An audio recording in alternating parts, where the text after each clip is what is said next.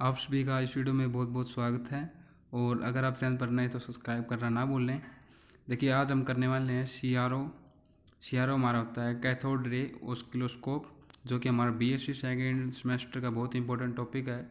इस वीडियो में हम बात करेंगे कि अगर हमें एग्ज़ाम में पूछा जाए कि इसका डेफिनेशन, प्रिंसिपल, कंस्ट्रक्शन, वर्किंग, इसकी एप्लीकेशन और इसके यूज़, इसको कंट्रोल करने के तरीके, तो हम किस प्रकार उसका आंसर दे के आएंगे, पेपर में लिख के आएंगे।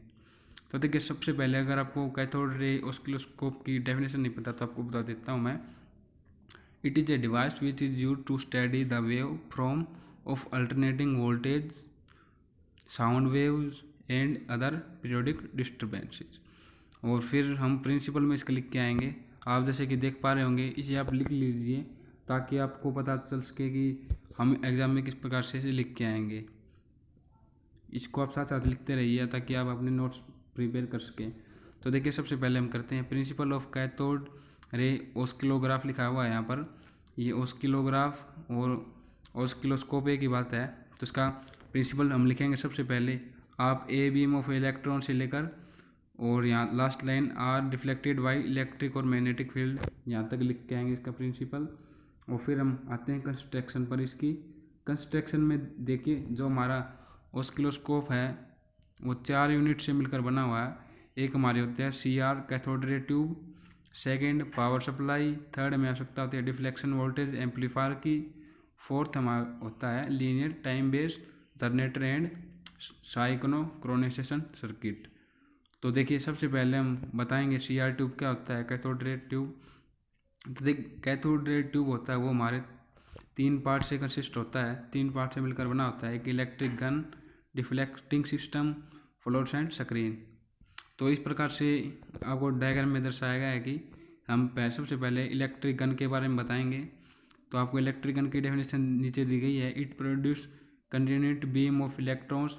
ये क्या करता है कि आप देख पा रहे होंगे अब KG यहाँ पर इलेक्ट्रिक गन है, और वह गन क्या करती है कि इलेक्ट्रॉन्स को इमिट करती है पीछे से on the direct along a straight line.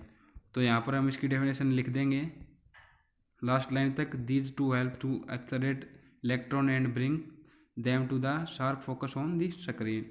यहाँ तक हमें इसको लिख के आना है इलेक्ट्रिक गन को।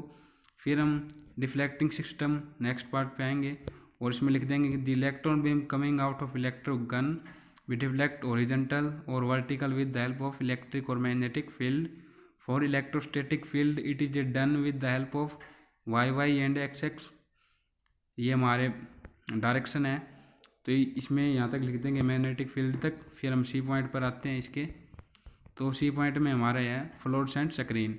फ्लोरेसेंट स्क्रीन में हम लिख देंगे कि the inner surface of screen is coated with fluorescent material. आप यहाँ पर देख पा रहे होंगे कि अस जो हमारा पोर्शन है फ्लोरेसेंट स्क्रीन का, इसमें डिनोट किया गया है S से। और उसके बाद हम आते हैं कि इसकी कंस्ट्रक्शन में हमारा आता है सेकेंड पॉइंट, जो कि पावर सप्लाई हमारे CR ट्यूब के बाद। तो इसमें हम लिख देंगे it is use to supply have DC high DC accelerating potential. तो हम लिखेंगे कि इसे DC की आवश्यकता पड़ती है, डायरेक्ट करंट की। तो यहाँ तक लिख देंगे लास्ट लाइन तक, पावर सप्लाई तक इसकी। और फिर नेक्स्ट आते हैं एम्पलीफायर्स पर। तो एम्पलीफायर हम लिख देंगे, इसकी डेफिनेशन जो दी गई है और जो फिगर हमें 2 दिया गया है, ये हम इसके एम्पलीफायर्स में लिख देंगे। और फिर हमें line time based generator and synchronisation दिया गया है, इसका हम फिगर 3 लिख देंगे इसके सामने और इसकी डेफिनेशन लिख देंगे। फिर हम आते हैं वर्किंग पर। तो वर्किंग आपको इस प्रकार से दी गई है, अब इसको साथ साथ लिखते रहें ताकि आप नोट्स बना सकें अपने। फिर आती है हमारी एप्लीकेशन। देखिए, अगर आपको एप्लीकेशन 3 मार्क्स में पूछा जाए तो आप इस प्रकार से लिख सकते हैं इसकी डेफिनेशन वाइज। अब ये सेकेंड एप्लीकेशन आ गई, tracing the actual wave form of periodic disturbance, measurement of voltage, determination of unknown frequency of alternate current, determination of phase difference between the voltage and current and AC। तो यहाँ तक हमने करके आना इसको। और देखिए, अगर हमें 3 नंबर में की बजाय 1 या 2 नंबर में क्वेश्चन के साथ ही पूछ लिया जाए कि उसकी एप्लीकेशन बताइए, तो हम इसकी हेडिंग लिख देंगे जो आप देख पा रहे होंगे। इसमें लिखेंगे हम the modern CRO provide a powerful tool solving problem is electrical instruments, some important application of CROR। तो सबसे पहले to study the wave forms by getting the visual display of the electric signals for measurement of signal voltage.